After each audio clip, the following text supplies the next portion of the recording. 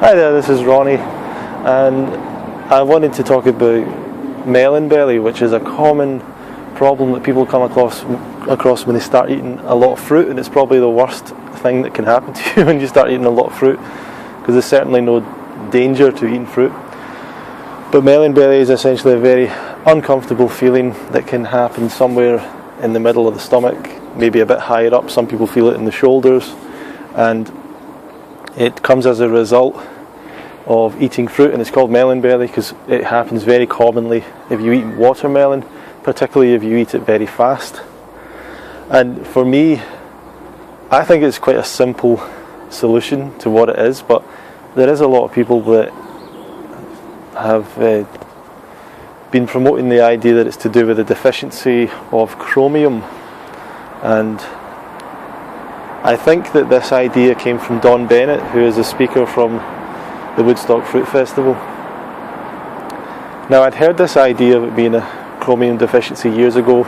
I'd seen some people try it or try eating foods that were high in chromium and having varied success, but it pops up again and again, the idea of chromium deficiency, and his idea is that chromium is to do with sugar metabolism, and it's something to do with sugar metabolism, and that chromium is a nutrient that is the last nutrient that is absorbed in plants when they're in the ground or something, and our plants are picked too early. And I simply don't believe any of that. I don't believe that the food that we're eating now is less nutritious. I think it's probably more nutritious. I think the quality of the soil being used in farming and things and techniques like that is probably better than it ever has been. I also think that some of the problems with soil are to do with the topsoil and don't affect the deeper soil. That is the soil that trees primarily. The trees are where our fruit grows, and trees have roots that go deep down into the earth. So there's nothing happened to the soil deep down in the earth. That's not been that's not been changed in that way. So I really don't believe in those in the argument that the food now is really so unnutritious. But the thing about melon belly that I've found, and it can be really terrible, to me it's just simply trapped gas somewhere in your esophagus, somewhere up here. And I heard Doug Graham speak a couple of years ago. He was asked about this, and he said he wasn't sure what caused it, but it was some kind of pressure on, there's this kind of nerve complex, can't remember what he called it, but there's a nerve complex that goes up here and around here, and it's a kind of pressure that is exerted on that when people eat fruit. And to me it's something to do with trapped gas, because so many times if I try and make myself burp up that that gas, the pain just starts residing really quickly, starts going away. And here's one thing that I do to try and bring up a little bit of gas that's trapped. I just go down into a kind of squat position like this, and I just start kind of moving around like that, just from side to side. And when you do that, you start to feel, like it's like it's breaking down any kind of trapped gas that's there. It's kind of breaking it down. It's helping it come up, but that is really the thing. If you start to feel this melon belly pain, people could really think they're having a heart attack or something. I mean, it's so intense, and you just want to lie down. You can't do anything.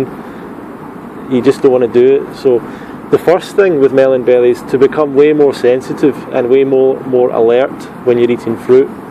Now, there's a lot of fruits that I don't really get it from, but things like watermelon, I'm just very conscious now. I'll eat it, I'll see how I feel, eat another bite, see how I feel. If I need to pause, I pause, and then I don't worry too much about melon belly. Same thing with mangoes, same thing with like having weird food combinations. You just want to be sensitive and aware, and just take your time, especially when you're starting out.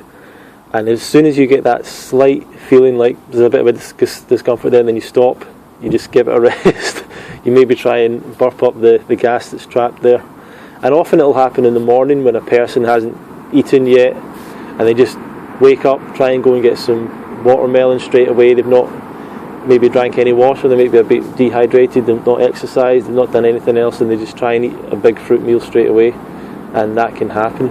I certainly don't think it's a deficiency, but if you want to look into the chromium deficiency idea, you can certainly supplement chromium, no problem. I just don't like looking for a deficiency, as it seems like a really extreme thing for such a simple thing. So if you feel that pain coming on, then just try and wriggle around and you start bringing up some of the, whatever it is, the gas that's trapped there, and that should relieve a lot of the pain.